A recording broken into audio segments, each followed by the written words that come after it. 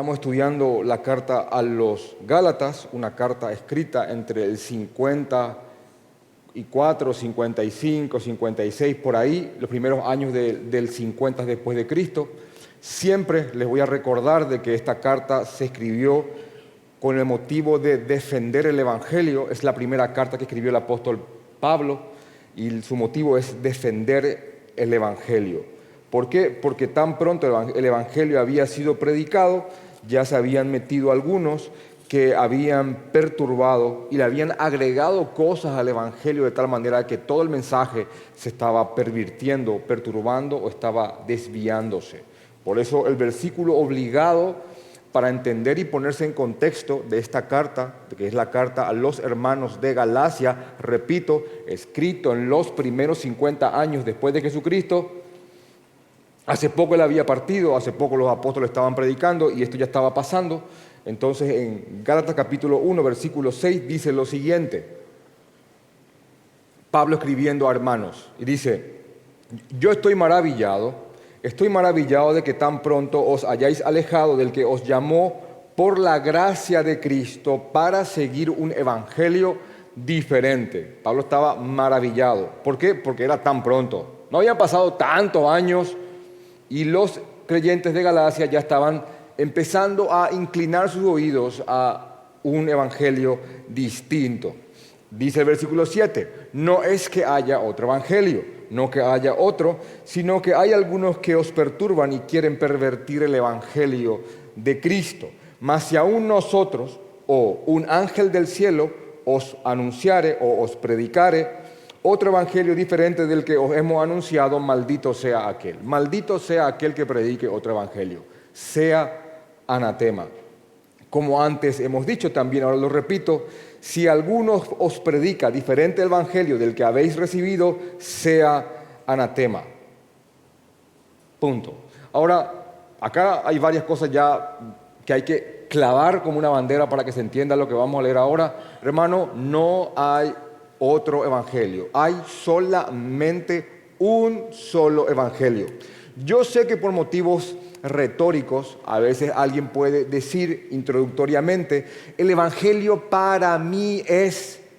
Yo tengo una tentación de cortarte esa frase inicial siempre, a veces lo dejo pasar, pero el evangelio no es para mí, o no es para él, o no es para ella. El evangelio es. ¿Entienden eso? No hay una versión mía del evangelio. No es, para mí es, no, el evangelio, sea o no sea para vos, es esto. Hay un solo evangelio. Otra cosa que hay que establecer y clavar es que podemos estar en discrepancia en doctrinas no salvíficas que por cuestiones de imperfección, de interpretación y falencia humana, podríamos no estar de acuerdo en algunas cosas. Pero no podemos tener posturas en cuanto al evangelio. No hay posturas en cuanto al evangelio.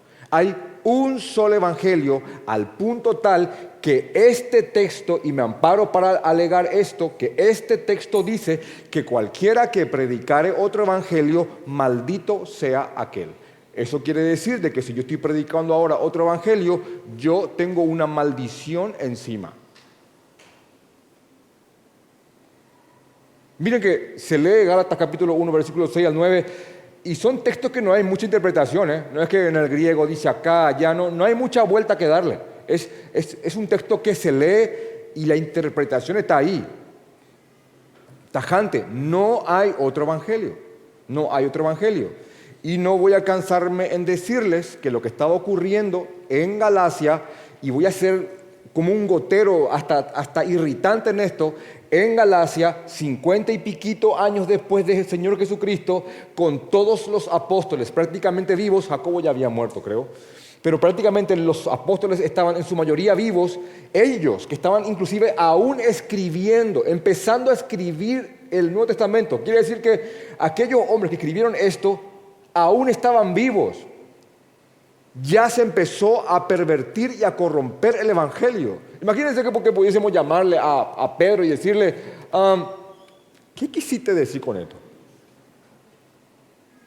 Bueno, ellos estaban vivos y aún así ya se estaba metiendo levadura, algo que estaba corrompiendo el mensaje principal de la iglesia del Señor Jesucristo.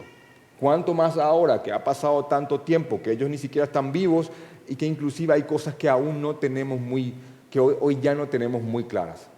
Así que la tarea principal de cada iglesia, de cada predicador, de cada creyente es, antes que nada, establecer y aferrar a su congregación al Evangelio como la roca sobre la cual se tiene que edificar absolutamente todo. Después discutiremos algunas otras cosas, si hay milenio, si no hay milenio, si es que la cena del Señor es simbólica, si es espiritual y otros temas más.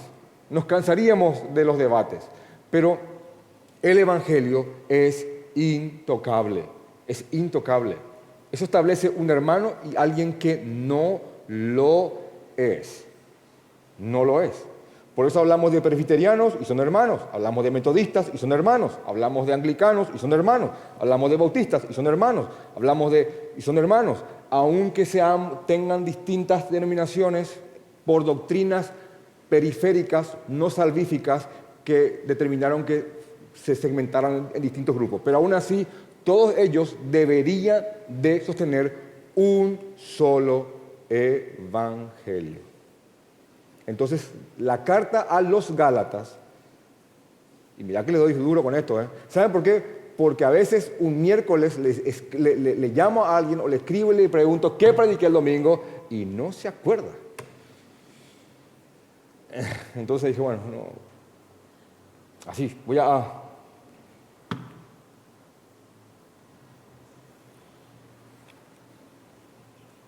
Si entendiste eso, vas a poder meter en contexto todo el libro de Gálatas. Y eso va a evitarte, va a blindarte a que nadie pueda tomar un verso de Gálatas y aislarlo a manera de enseñarte algo incorrecto. Porque si entendés el contexto, todo encaja después. Entonces, esto estaba pasando aquí. Se había metido un grupo de personas que empezaron a predicar un evangelio distinto. Ahora, ¿qué tan distinto era? Era distinto al punto que era esencialmente distinto, era un mensaje totalmente opuesto a Jesucristo, pero el vocabulario del mensaje era muy similar al Evangelio. Al punto tal de que alguien no muy docto, alguien no muy sumergido en la palabra y no realmente con una fuerte comunión con el Señor, se lo podía tragar, que es lo que le estaba pasando a estos hermanos. Estos hermanos habían abrazado, varios de ellos, este falso evangelio.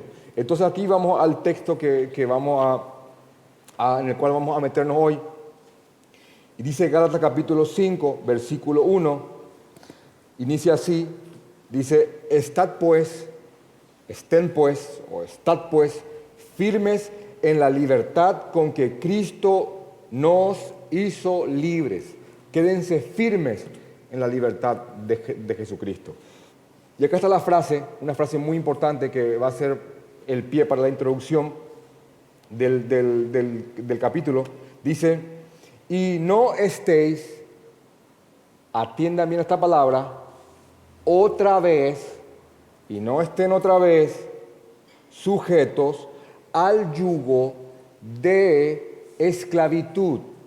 Y acá hay dos preguntas que salen del texto. Primeramente, acá dice que tenemos que estar firmes en la libertad con la que Cristo nos hizo libres. Perfecto. Entonces vamos a responder después en qué consiste esa libertad y qué tan fuerte es y qué implica. Pero ahora quiero comenzar con la última parte de este verso, porque dice, y no estéis otra vez sujetos al yugo de esclavitud. Y la pregunta es, ¿a cuál yugo de esclavitud se refiere Pablo, al cual otra vez, esa palabra es importante, otra vez les está diciendo a estas personas que no se vuelvan a sujetar? ¿Cuál es? Y aquí tengo que mostrarte algo, y acá hice una especie de bosquejo para que esto se entienda, y lo que te voy a dar ahora es un principio, es una verdad, es una visión con la cual vas a entender prácticamente todo el Nuevo Testamento. Y comienza así. Dios en el Sinaí con Moisés le dio a su pueblo la ley. Aquí está la ley, que inicialmente son los 10 mandamientos, que comienza con no tendrás dioses ajenos delante de mí, y los que le siguen que son morales, no robar, no matar, no codiciar, no adulterar y todo lo que ustedes conocen. Aparte de esos 10 mandamientos, se les dio otros mandamientos más, en los cuales involucra mandamientos sanitarios, mandamientos rituales, mandamientos, hasta diría, cívicos y penales, ceremoniales, por supuesto. Y dio todo un compendio de mandamientos que, sumados a los 10 mandamientos, en verdad eran 613 mandamientos. 613 mandamientos hay en el Antiguo Testamento, que tenían una carga impositiva sobre el pueblo de Israel, algunos de ellos con pena capital. Si no lo hacían, morían. Si un día como hoy, bueno, sábado, un día de reposo, si un día de reposo, sábado, un judío recogía leña, muerte. Si alguien adulteraba, muerte. Si alguien blasfemaba, muerte. Había pena capital en un estado teocrático, un estado regido por leyes religiosas. Así que les fue dado ese mandamiento al pueblo de Israel.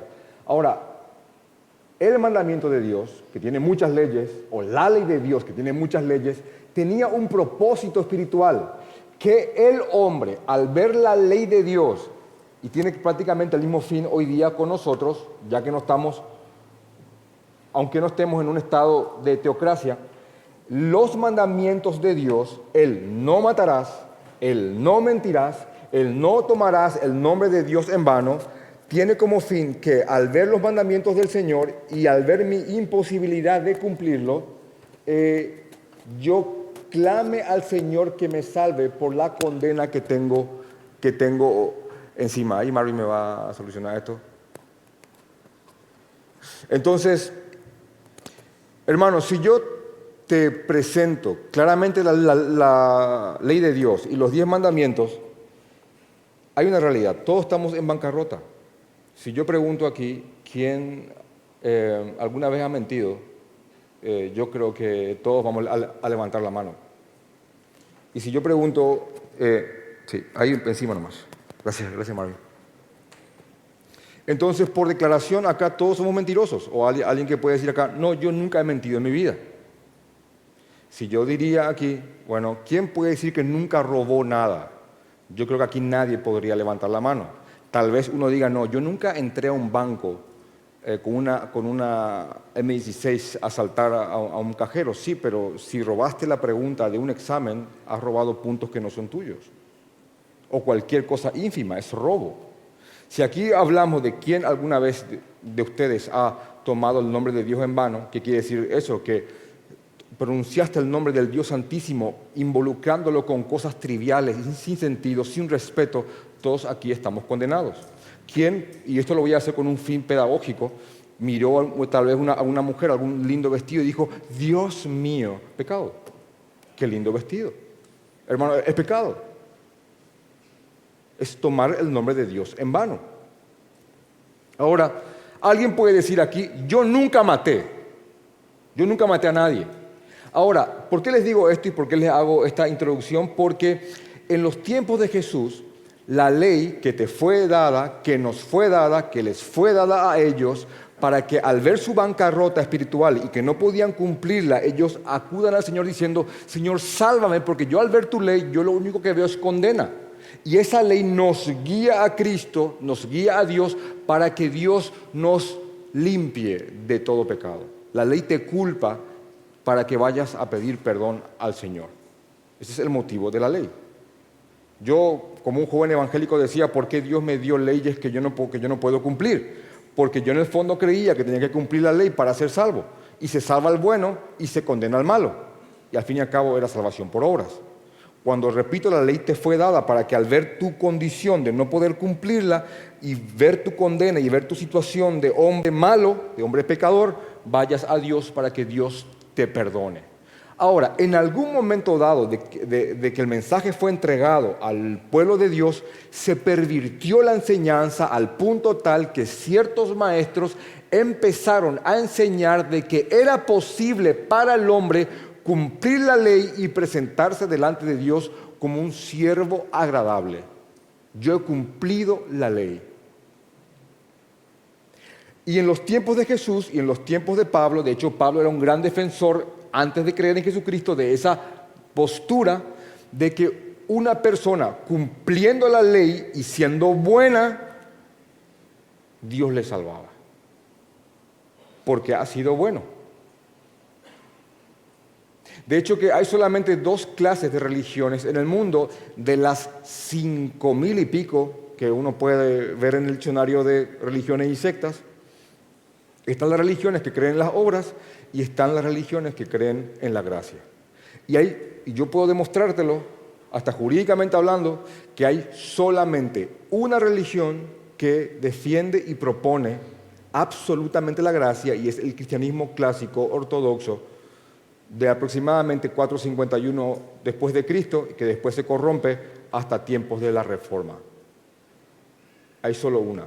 Después, todas las demás religiones, sin excepción alguna, te proponen alguna forma, sistema de salvación por medio del merecimiento, por medio de las obras. Todas, hermanos, hasta las cristianas adulteradas, hasta las creencias más paganas. Y me gustaría que hablarte de cada una de ellas, pero hermanos, son así. Yo me metí en muchas de ellas, porque en el aproximadamente 3er o 4er año de la universidad tuve un conflicto con la asistencia de Dios y quién era Jesucristo, porque tuve muchas tendencias a la masonería en ese tiempo, y uno de los alegatos masónicos es de que hay un Dios que en verdad es de todos los dioses, al cual se le llama Gadú. Entonces quería entender las demás religiones para ver en qué se diferenciaban con Jesucristo, y solamente hay obras y méritos en todas ellas, y solamente en el cristianismo bíblico está el concepto de gracia, de salvación pura y netamente por gracia. Ahora, este viejo mal casi parecería irreparable en el hombre mientras esté en la tierra, de buscar sus méritos, se había metido en el antiguo pueblo de Israel en los tiempos de Jesucristo, y les repito, ellos llegaron a pensar de que ellos podían salvarse por medio de cumplir la ley.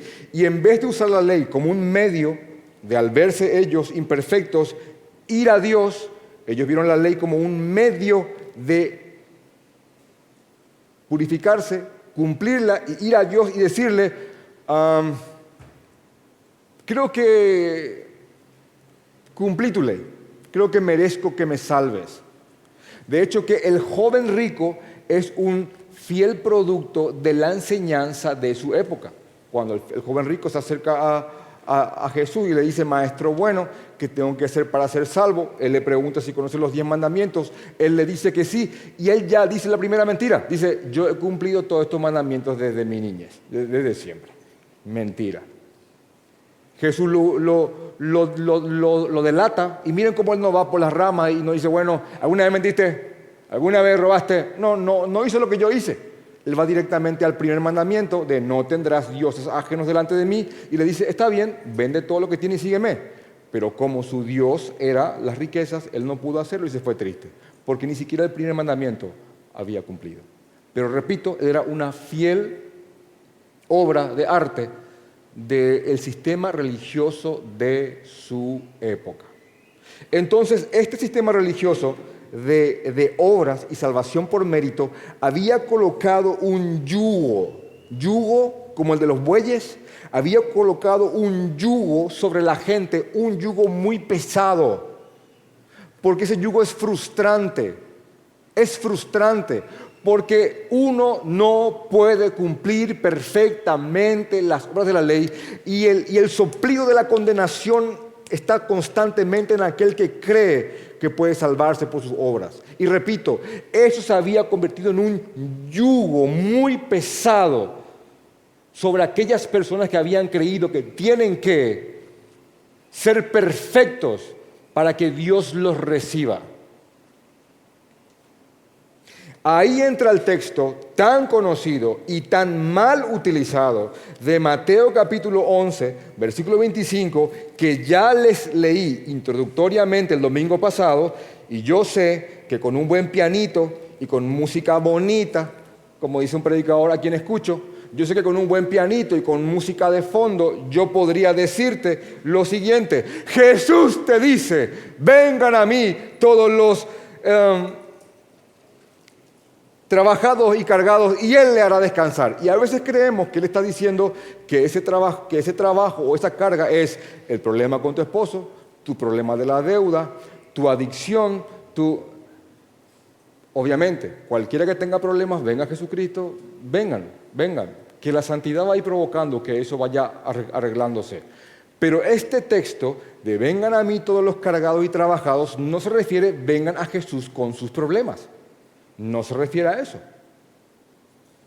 Yo he estado en incontables cruzadas, y miren el gesto, evangelísticas, que de evangelio no había nada.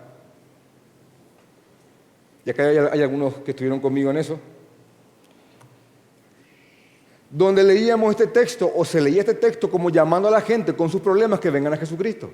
Pero en verdad, en el contexto, era de llamando a gente que estaba bajo este yugo de salvación por obras o de un sistema religioso de méritos, para que abandonen eso y vengan al yugo de Cristo, que es un yugo ligero y es un yugo fácil, porque es un yugo de fe.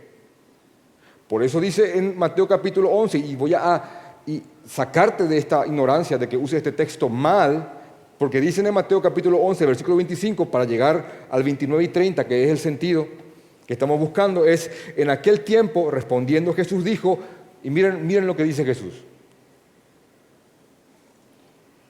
Dice: te alabo, Padre, Señor del cielo y de la tierra, porque escondiste estas cosas a los sabios y a los entendidos y se las revelaste a quienes, dice, a los niños. Sí, Padre, porque así te agradó, porque así te plació.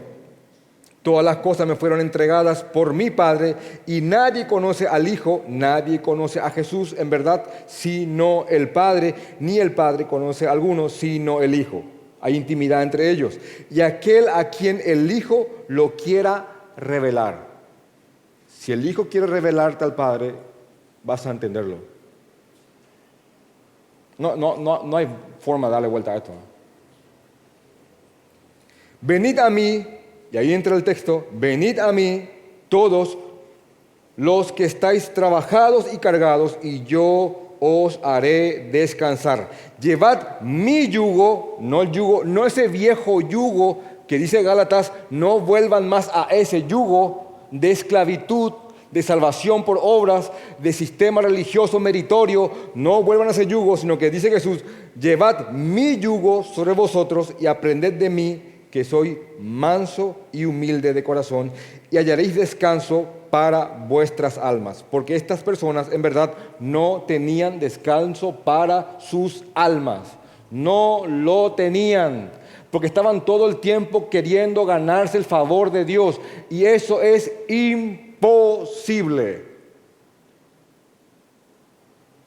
Porque mi yugo es fácil y mi carga ligera, o ligera mi carga. De hecho, que más adelante, en Mateo capítulo 23, cuando Jesús mismo reprende a los escribas o intérpretes de la ley, Él le dice lo siguiente, Mateo 23, versículo 4, porque atan cargas pesadas y difíciles de llevar, y las ponen sobre los hombros de los hombres, pero ellos ni con un dedo quieren llevarlas.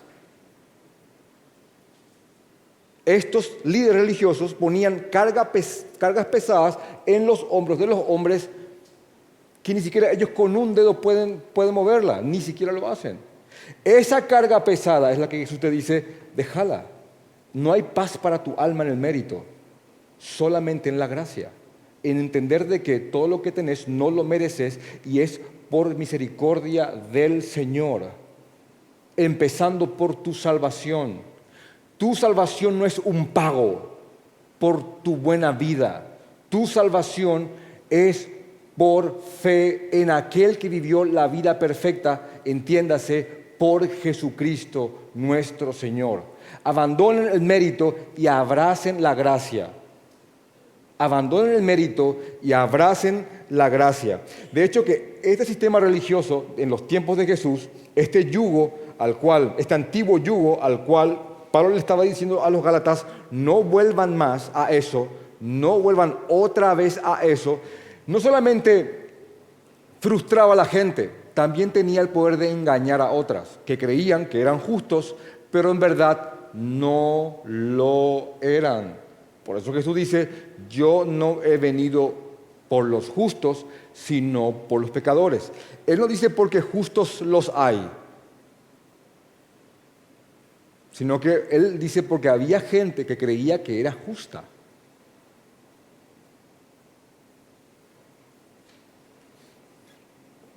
Entonces dice, en Mateo 23 dice, en el versículo 13, mas hay de vosotros, intérpretes de la ley, se escribe escribas y fariseos hipócritas, porque erráis el reino de los cielos delante de los hombres, están errando lo que en verdad es el reino de los cielos delante de los hombres, pues ni entráis vosotros, ni dejáis entrar a los que están entrando.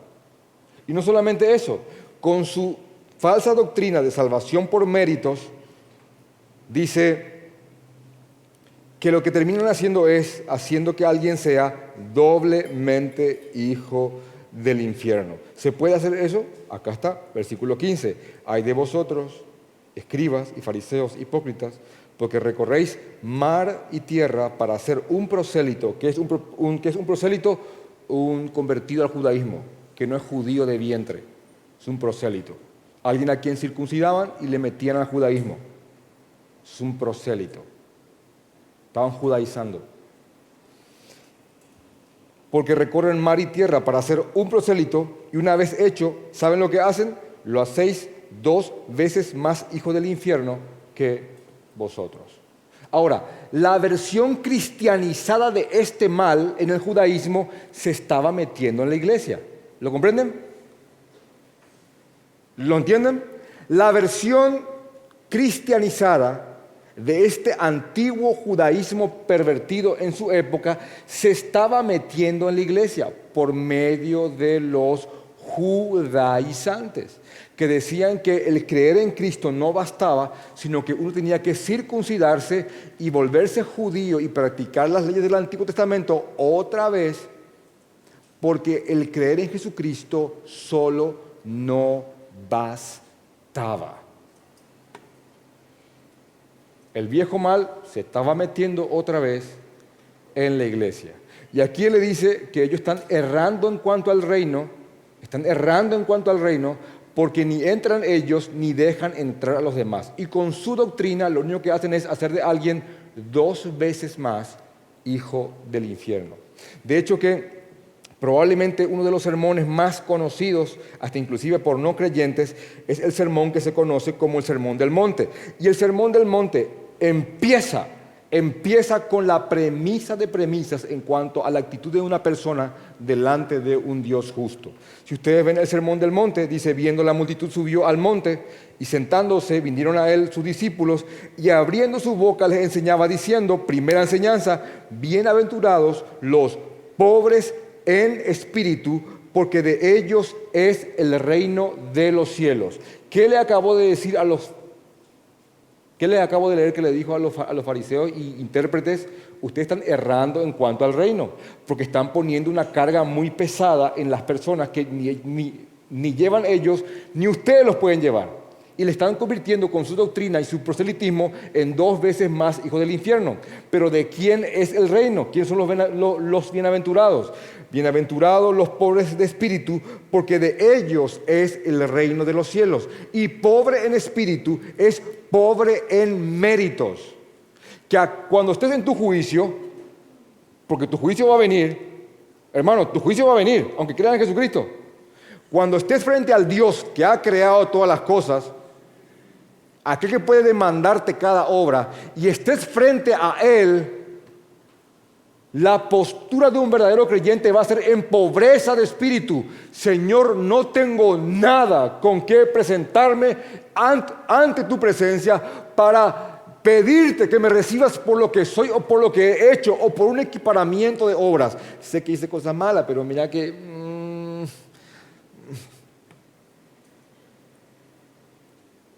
El pobre en espíritu se presenta sin obras, solamente a través de la obra de Cristo. Señor, Cristo murió por mí, por lo que yo hice. Él vivió la vida que yo no pude vivir. Señor, de hecho que hay un episodio muy triste y deprimente en parte del Sermón del Monte, que está en Mateo capítulo 7, versículo 21, cuando es ese juicio y se presenta frente a Dios y algunos dicen, Señor, ¿cómo nos estás condenando? Sí, en tu nombre echamos fuera demonios. Y también en tu nombre hicimos muchos milagros. Es más, profetizamos en tu nombre. Y Dios les dice, yo nunca tuve que ver con ustedes. Nunca os conocí. Nunca. Y miren la actitud de esta gente. Están alegando obras como sorprendiéndose del por qué están siendo condenados si ellos hicieron obras buenas. 7:21 del libro de Mateo.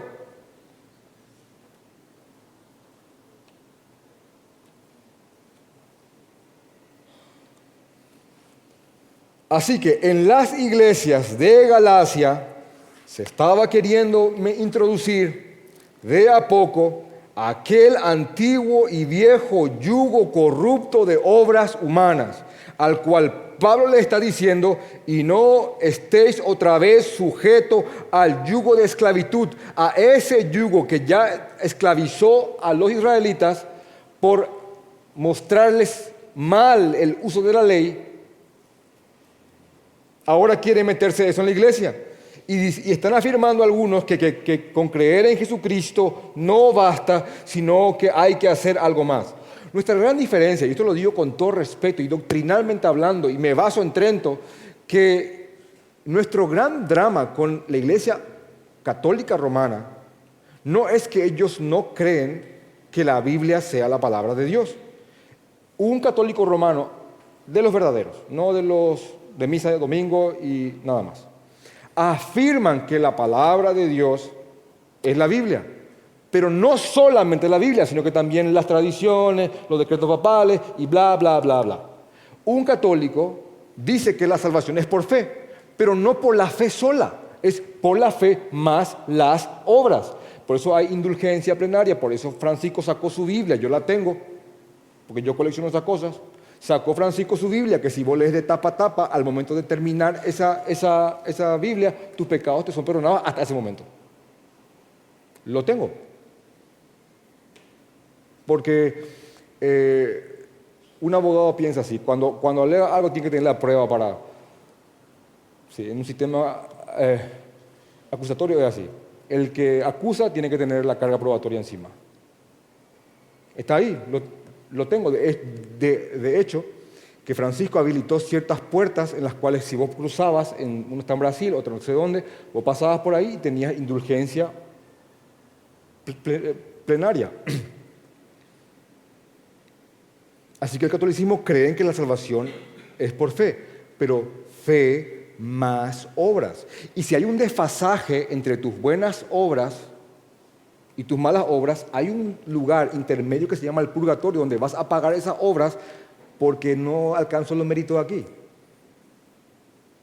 Purgatorio. Entonces la muerte de Cristo no fue suficiente.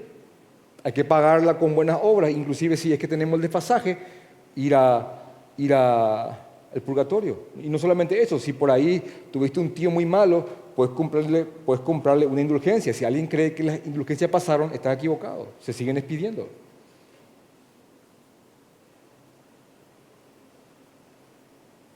Ellos creen que Jesús es un intercesor, pero no solamente Jesús es el intercesor.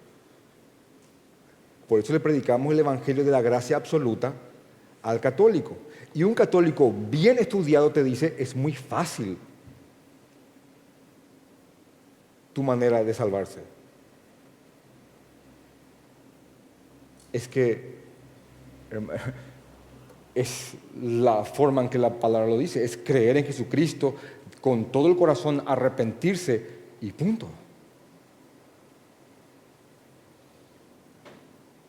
Cuando el evangélico pierde de vista esto, no hay nada que evite que sea ecuménico. ¿Por qué? Si ya no sabemos qué nos diferencian de ellos.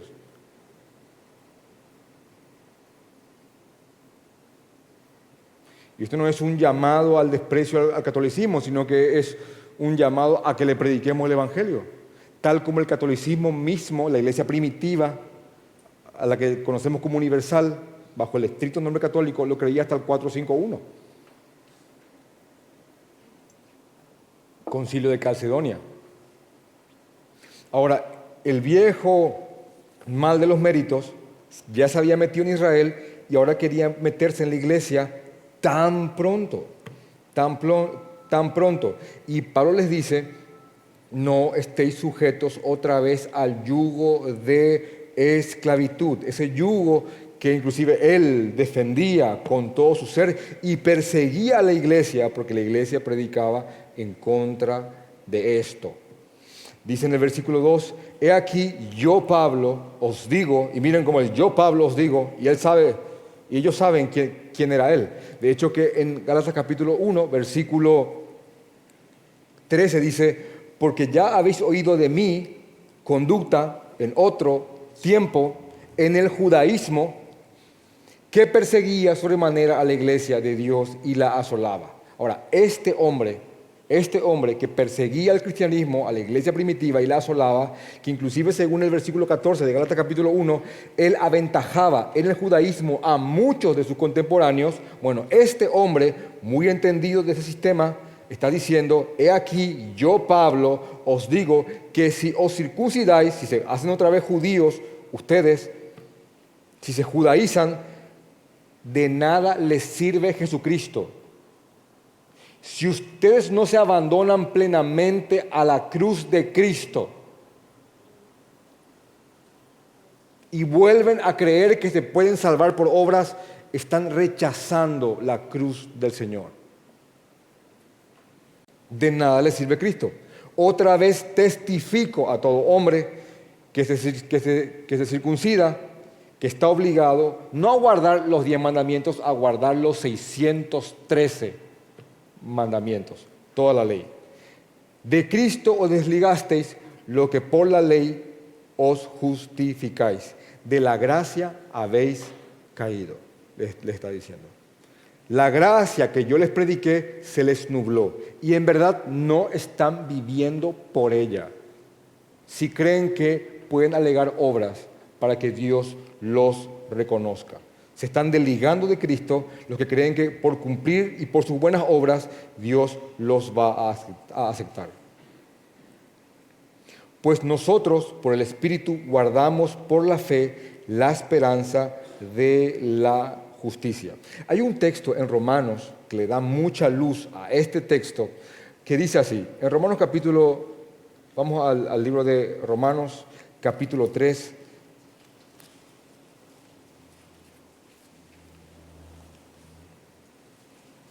Romanos capítulo 3, versículo 20 dice, ya que por las obras de la ley, por el no mentir, no robar, no codiciar, por las obras de la ley y todas las que siguen, ya que por portarse bien, para bajarlo más, por las obras de la ley, ninguna persona, ningún ser humano será justificado delante de Él. Nadie.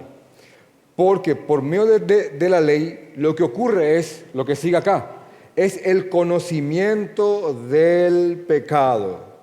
Yo conozco mi condición por la ley. No me justifico. Pero ahora, dice Pablo a la iglesia de Roma, estamos leyendo Romanos, pero ahora, aparte de esa ley que nos condena, que nos muestra lo malo que somos, se ha manifestado la justicia de Dios, la obra de Dios para salvarnos, testificada por la ley y por los profetas. ¿Saben qué significa esto, esta pequeña ley, esta pequeña frase acá? Que el Evangelio ya estaba inclusive en el Antiguo Testamento. No se lo inventó Pablo. La ley te condena, pero la misma ley te testifica acerca de la justicia de Dios. Esa justicia de Dios, que dice el versículo 22, la justicia de Dios por medio de la fe en Jesucristo. Y repito, esa justicia de Dios por medio de la fe en Jesucristo ya estaba testificada por la misma ley y por los profetas. ¿Se acuerdan cuando Jesús muere, resucita? Les venía diciendo una y otra vez a sus discípulos, yo voy a morir y me van a matar y me van a entregar y me van a escupir y me van a crucificar y voy a estar sepultado y voy a resucitar al tercer día.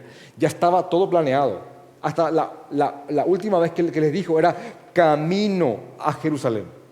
Lo prenden, lo arrestan, lo matan, lo crucifican, lo sepultan y los discípulos se angustian y se van. Después de las 1000 veces que les dijo que eso iba a pasar. Jesús en persona. Cuando se les aparece a los discípulos en Lucas 24, aún así no lo podían creer y creían que era un fantasma. Al punto tal que Jesús le tuvo que pedir algo para comer y ahí más o menos fueron creyendo.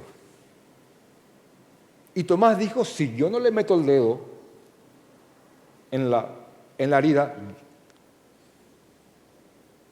hablamos de los apóstoles, y cuando por fin creen, porque se asustaron mucho antes, cuando por fin creen, Jesús les dice, esto es lo que yo les había dicho tantas veces, que está en Moisés, los primeros 5 libros de la Biblia, en Moisés, en los Salmos y los profetas. Todo el Antiguo Testamento habla de Jesucristo. Todo el Antiguo Testamento. Todos son salvos por gracia. Todos son salvos por la obra de Cristo. El del Antiguo Testamento hablaba de Él en futuro. Vendrá aquel que nos salvará y Dios estará con nosotros y será camino de salvación y alguien que por más torpe que sea, no se perderá de ese camino y vendrá Él y por su llaga seremos sanados y Dios destrozará a su Hijo por nuestros pecados. Como oveja será llevado al matadero y cada tipología, cada símbolo ritual tenía como fin representar a Cristo. Y les digo una y otra vez, cuando el israelita ponía su cordero y le imponía las manos, el sacerdote diciendo, te pasamos todos los pecados, y sacaba el cuchillo y lo degollaba, estaba simbolizando al Cordero de Dios que se le pone el pecado y que quita el pecado del mundo. Lo que dice Juan el Bautista cuando lo ve a su primo, terrenalmente hablando. He aquí, esto lo dice un judío, he aquí el Cordero de Dios que quita el pecado del mundo. He aquí la materialización de todo lo que simboliza nuestros ritos. De hecho que Hebreos capítulo 10 dice que entendieron mal, porque creyeron que esos corderos quitaban el pecado, pero en verdad no quitaban el pecado, sino que era simplemente un recordatorio de nuestro pecado y de lo que el Mesías iba a hacer. Porque el judío llegó a creer que esos sacrificios en verdad lo purificaban. Y por la cara de sorprendido, me están obligando a que le lea el texto. Hebreos capítulo 10. De hecho que Hebreos es el libro para entender el complejo libro de Levíticos. En Hebreos capítulo 10 dice lo siguiente. Vamos a leer del versículo 3 para no leer todo. Dice, pero en estos sacrificios, se refiere a todos los sacrificios del Antiguo Testamento, pero en estos sacrificios, cada año se hace memoria del pecado. Porque la sangre de los toros y de los machos cabríos, ¿qué dice? No puede, no tiene el poder, no puede quitar el pecado. no lo puede hacer. ¿Por qué? Por lo que sigue. Por lo cual, leo otra vez el 3. Pero en estos sacrificios cada año se hace memoria de los pecados, porque la sangre de los toros y de los machos cabríos no puede quitar el pecado. Y acá está para mí probablemente el versículo más navideño de todos. Más navideño inclusive que el mismo relato de la Navidad de los evangelios. Porque después de decir de que los sacrificios no pueden sacar el pecado, dice en el versículo 5, por lo cual, entrando en el mundo, dice, encarnándose, entrando en el mundo, dice, sacrificio y ofrenda no quisiste, ¿más qué dice? Más me preparaste un cuerpo. ¿Para qué? Dios le dio un cuerpo a Jesús. Para que Él sea el verdadero. Complétenlo. Siendo el sacerdote y el sacrificio al mismo tiempo, entrando en la morada de Dios, porque hay una versión física de la cruz, un hombre clavado en la cruz, siendo castigado, humillado, pero espiritualmente hablando, lo que nadie estaba viendo es que Él estaba entrando a la morada de Dios como una ofrenda, siendo destrozado por el Padre, como si fuera que Él cometió todos los pecados que cometimos nosotros, de tal manera que Él paga por nuestra deuda y al punto tal Él nos atribuye su vida perfecta. Así que cuando estamos frente al juez del universo, Él no va a ver nuestro mal, porque nuestro mal vio en la cruz de Cristo, destrozándolo a Él, y cuando nos ve a nosotros, no va a ver nuestros méritos, sino los méritos de su Hijo. Y cualquiera que predique otro evangelio, maldito sea.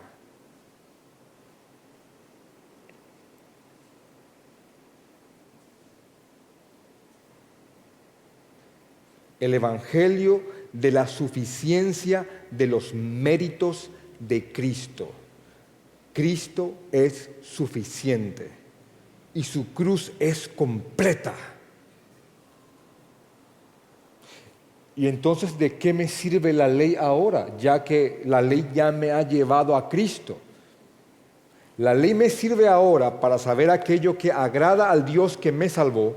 Y yo uso la ley como una forma de vivir en agradecimiento, no de vivir para salvación.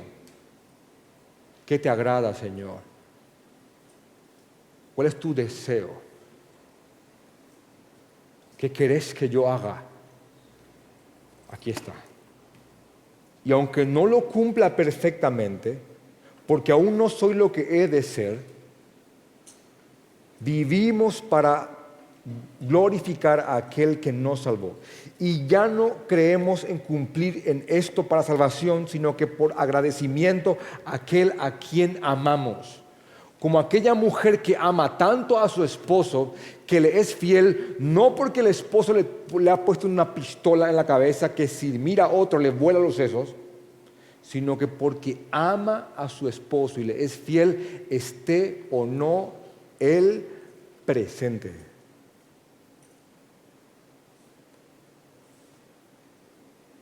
Una vez me dijo un pastor, delante de Dios, que me dijo esto: si llegamos a predicar eso, la iglesia se nos va al mundo.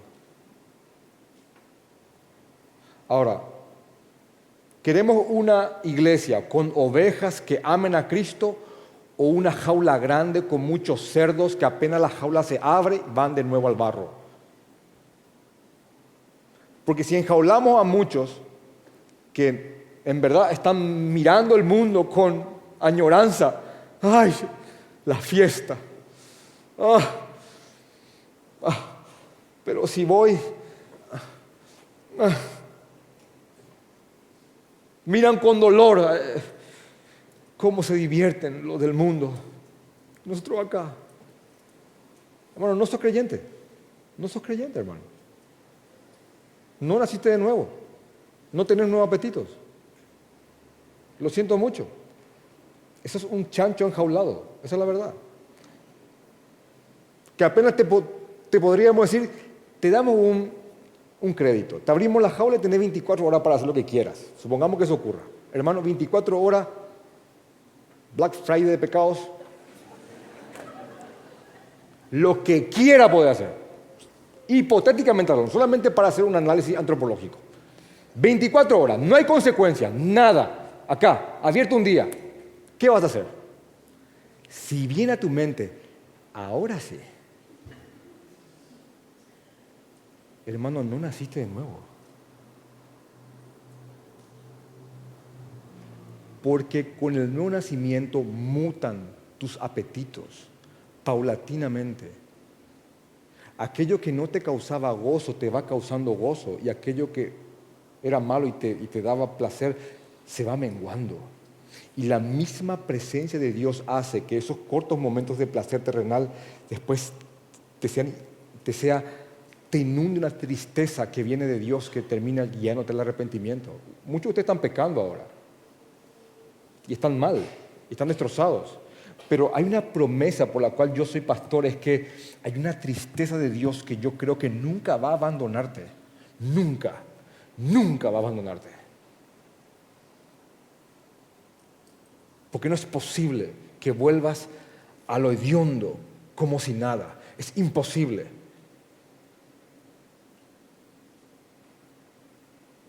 Porque yo creo que el creyente peca.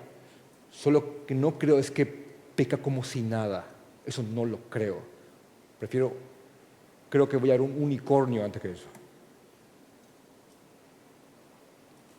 El creyente no puede pecar como si nada, sin el más mínimo pesar y dolor, porque está pecando contra aquel que fue maldito por su causa. Eso no puede ser.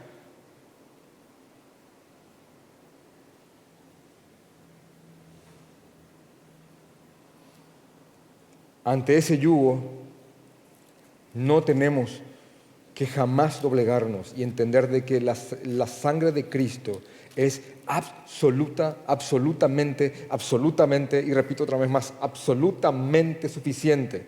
Y acá lo que sigue rápido. Así que voy bien. Dice, pues nosotros por el Espíritu guardamos por fe la esperanza de la justicia. Nosotros por el Espíritu Santo creemos que la fe es el medio de salvación y tenemos esperanza en los méritos de Cristo. Porque en Cristo Jesús ni el ser judío vale algo, ni la circuncisión vale algo, ni el ser gentil vale algo, ni la incircuncisión, sino la fe que obra por el amor a Dios.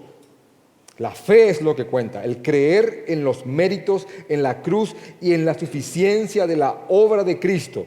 Y dice en el 7, vosotros, estaban bien, estaban corriendo bien. Yo les expliqué el Evangelio, dice Pablo, ustedes lo recibieron, creyeron y yo les dejé bien.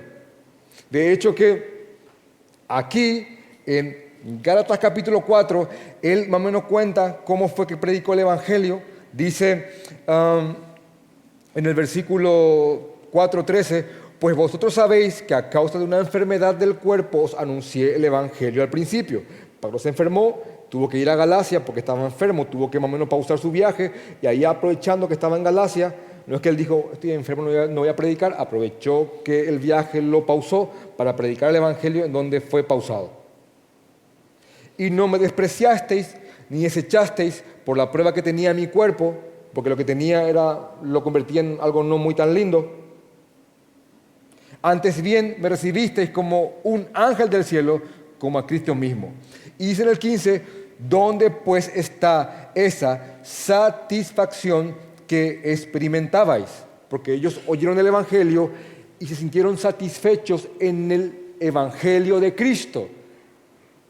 Pero ahora resulta que no es suficiente. Entonces le dice, ustedes estaban bien. ¿Quién les perturbó? ¿Quién les estorbó? Vosotros corríais bien. ¿Quién os estorbó para no obedecer a la verdad? ¿Y saben que vi en un comentario y también en la predicación de un pastor? Que este correr bien es como la palabra que se usaba para carrera de caballos de aquella época. Y esto quiere decir que estabas corriendo bien, y se usaba mucho cuando un caballo desorientado se metía en tu carril y te tropezaba. Estabas corriendo bien. ¿Quién os perturbó o estorbó para no obedecer a la verdad? ¿Quién? Acá como que le baja el tono a lo que en el 3 lo dice un poquito subidito de tono, porque dice en el capítulo 3, oh Gálatas insensatos, que también se traduce como oh Gálatas tontos, torpes, hasta hay una palabra más fuerte. ¿Quién os fascinó para no obedecer a la verdad, a vosotros ante cuyos ojos Jesucristo ya fue tan claramente presentado claramente como crucificado? Aquí ya le baja el tono a eso y dice, ¿quién os estorbó para no obedecer a la verdad? Esta persuasión significa este argumento de no creer solamente en la fe como salvación, no procede de aquel que os llamó. Y aquí pone una metáfora, una ilustración muy buena, muy utilizada en la Biblia, que dice, un poco de levadura leuda toda la masa. No era un mensaje diametralmente opuesto en sentido de palabras el que predicaban los judaizantes. Era un poquito de levadura, algo le habían tocado, pero ese algo terminaba trastocando toda la masa, todo el concepto del Evangelio.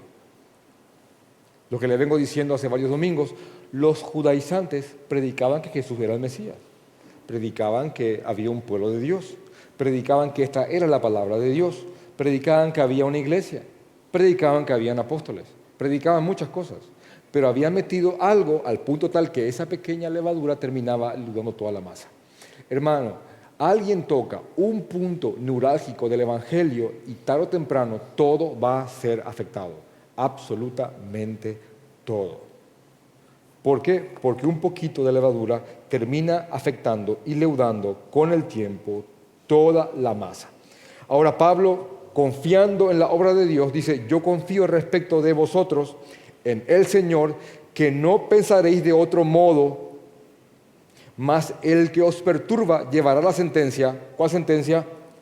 Gálatas capítulo 1, versículo 6. Más que el que os perturba llevará la sentencia, quien quiera que sea. Tengan en cuenta que estas cartas estaban siendo leídas en la iglesia públicamente, y quiere decir que si había alguno por ahí, ya Pablo le estaba tirando esta directa. Cualquiera que os perturba, lleva la sentencia, quien quiera que sea. Y yo, hermanos, si aún predico que hay que ser judíos, circuncisión, ¿por qué padezco persecución todavía por parte de los judíos?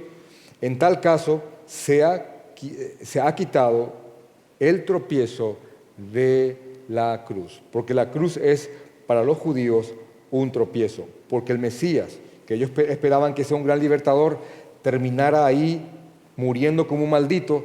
Para aquel que tenía una falsa visión del Mesías, eso era simplemente un tropiezo, porque para el judío es tropiezo y para el griego, de muchas razones inválidas, Jesús es una locura.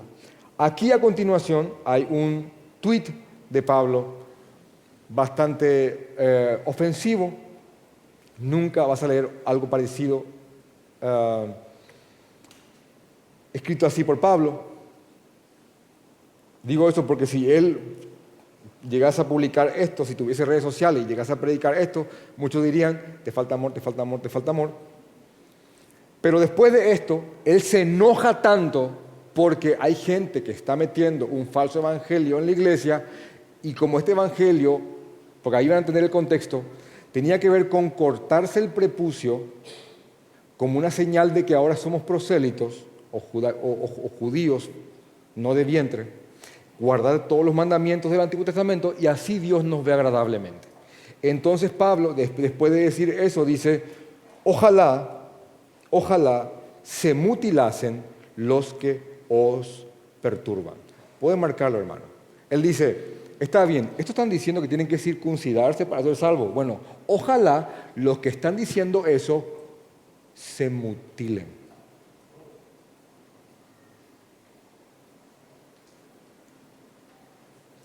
Jamás vas a encontrar este verso en una cajita de promesitas bíblicas.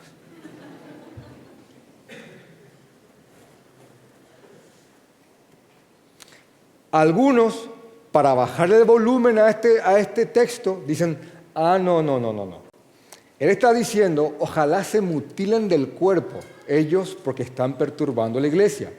Pero el punto está que en el contexto y en el texto y el tema de la circuncisión está diciendo, ojalá que se les vaya la mano y se capen esto que están molestando a la iglesia. Bye, Pablo. Está ahí, hermanos. Le podés buscar la vuelta que quieras, pero esto es lo que sale de la pluma de un hombre inspirado por el Señor ante personas que están tocando lo más sagrado que tendría que tener un cristiano, y es el Evangelio del Señor Jesucristo. Y te pongo esto en contraste para que hagas tuyo este celo. No para que le deseas a la gente que se mutile, no haga eso, hermano, eso tiene un contexto. Hermano, hace años atrás quisieron modificar nuestra Constitución Nacional. Y el pueblo se levantó y fue y quemó el Parlamento de la República. ¿Verdad que sí? Muchos aplaudieron, muchos cristianos aplaudieron, sí, la Constitución sagrada no se toca. Se habla de desfalcos, la municipalidad robó tanto. Se indigna el paraguayo o se indigna el ciudadano correcto, el trabajador que paga sus impuestos. El Estado desfalcó, se indignan, salgamos a las calles porque nos están tocando el dinero del país. Lo que le estoy diciendo es que hasta el creyente mismo se indigna tanto cuando se tocan las arcas de su Estado, pero no se indigna cuando le tocan el Evangelio. No se indigna. ¿Y qué es más importante? ¿Los bienes de nuestro país o el Evangelio de nuestra nación celestial y el mensaje del Evangelio y el Evangelio del Señor Jesucristo, que alza la gloria por siempre? ¿Cuál? Este hombre era un celoso del Evangelio. Y cuando tocaban su evangelio, porque en un momento dado dice mi evangelio, porque lo hacía suyo, este hombre se ofendía. Se ofendía, hermanos.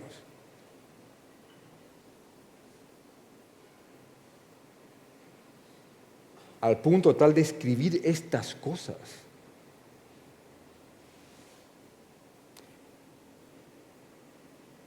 Ojalá se mutilasen los que os perturban.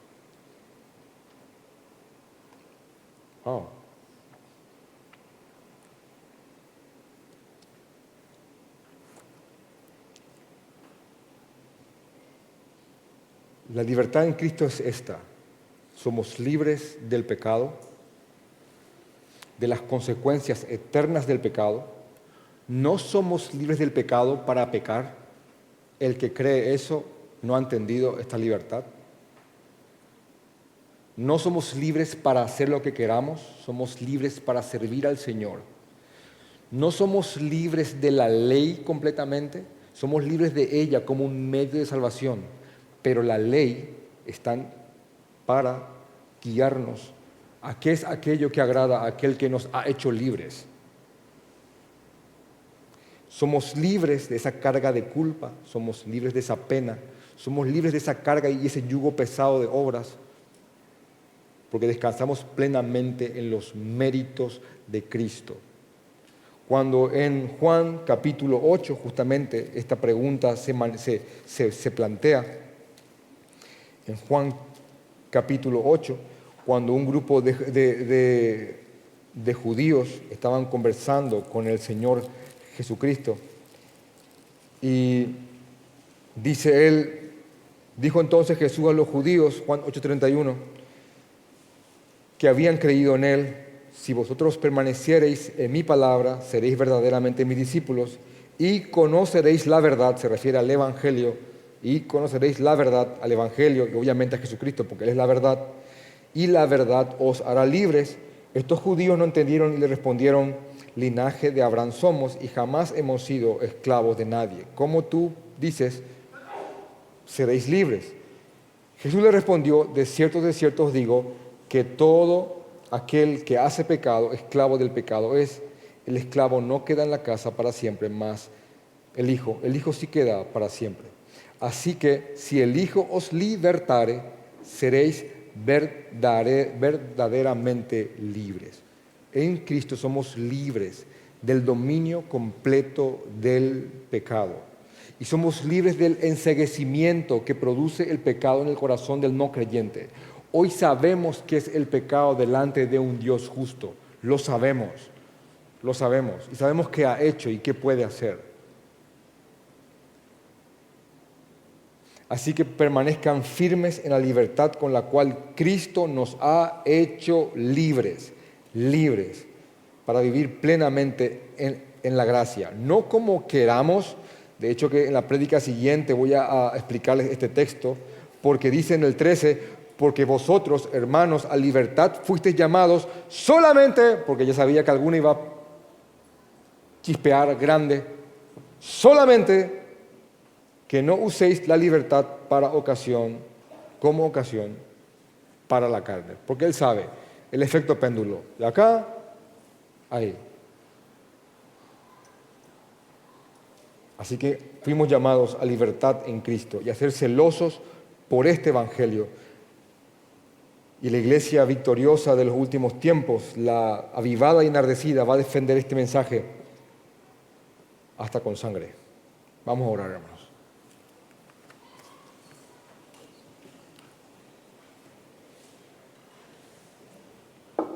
Gracias, Señor. Padre, te oro conforme al texto, en nombre de mis hermanos aquí presentes. Señor, afírmanos en aquella libertad con la cual tu Hijo nos ha comprado. Afírmanos, Señor. No permitas que volvamos a cualquier yugo de mérito, Señor. Ayúdanos a abrazar la gracia. Ayúdanos a ver la ley de la manera correcta y a entenderla para qué nos las has dado, Señor. Ayúdanos, Señor, a comprenderla, a usarla correctamente, a luchar por obedecerla, aunque es imposible que sea perfectamente. Ayúdanos, Señor, a ser cada vez menos aquello que aún somos, para ser más parecido a tu semejanza, a tu persona. Ayúdanos, Señor. Danos celo, Padre, por tu Evangelio. Danos celo, Señor. Y guárdanos de los falsos maestros que están en pos de guiarnos a un falso Evangelio. Un poco de ello puede afectar mucho, Señor. Te amamos, Jesús. Amén.